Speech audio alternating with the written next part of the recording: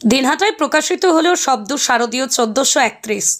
শনিবার দিনহাটা শহীদ কর্নার এলাকায় এক অনুষ্ঠানের মধ্য দিয়ে এই পত্রিকা প্রকাশিত হয়। পত্রিকার আবরণ উন্মোচন করেন এলাকার বিশিষ্ট ব্যক্তিত্ব গীতা আচার্য। উপস্থিত ছিলেন বিশিষ্ট অধ্যাপক ডক্টর জয়দীপ সরকার, শিক্ষক জয়ন্ত চক্রবর্তী, গোকুল সরকার, পত্রিকা সম্পাদক বিপুল আচার্য প্রমুখ।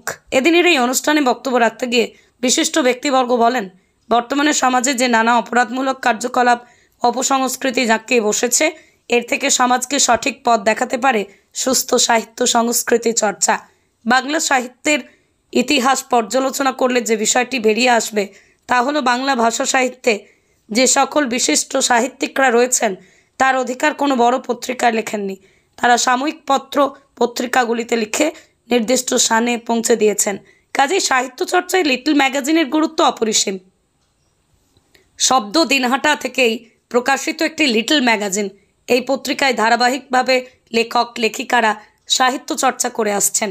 এদিনের এই অনুষ্ঠানে বহু সাহিত্য সংস্কৃতি প্রেমী মানুষ অংশগ্রহণ করেন।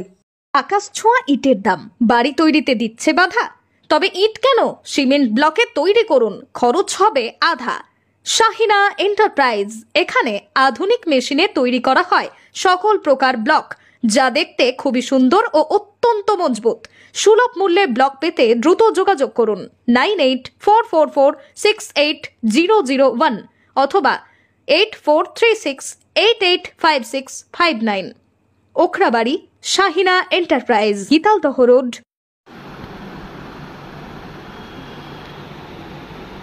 আসলে আমরা তো কোনো ভালো সময়ের মধ্য দিয়ে যাচ্ছি না।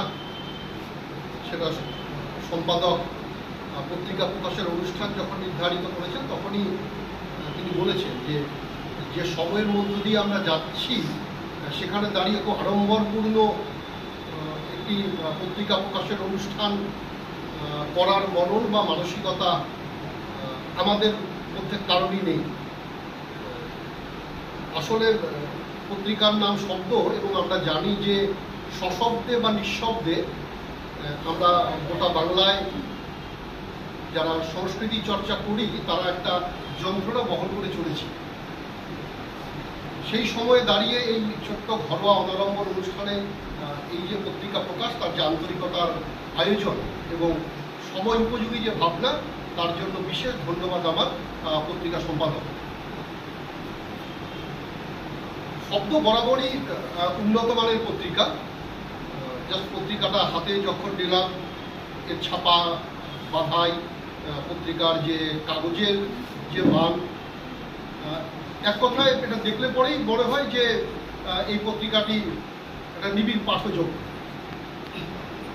পত্রিকার লেখক তালিকা যখন দেখছি বা বিষয় যখন দেখছি, জাস্ট এক ঝলক যখন দেখছিলাম, বা তার আগে সমাজ মাধ্যমে সম্পাদক যখন জানাচ্ছিলেন, তখন জানি যে দুই বাংলার বিখ্যাত গল্পকার তারা এখানে গল্প লিখেছেন। সাদাত হোসেন থেকে আরম্ভ করে আরো অনেক এই সময়ের নামী গল্পকার তারা গল্প লিখেছেন।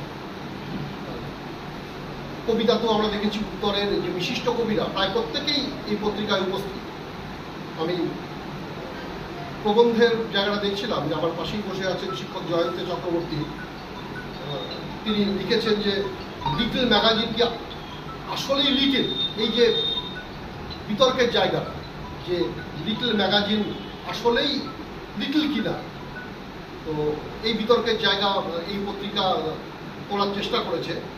আমি সবসময় দেখি যে শব্দ পত্রিকা যখন বিভিন্ন রকম সোশ্যাল মিডিয়াতে প্রচার হয়,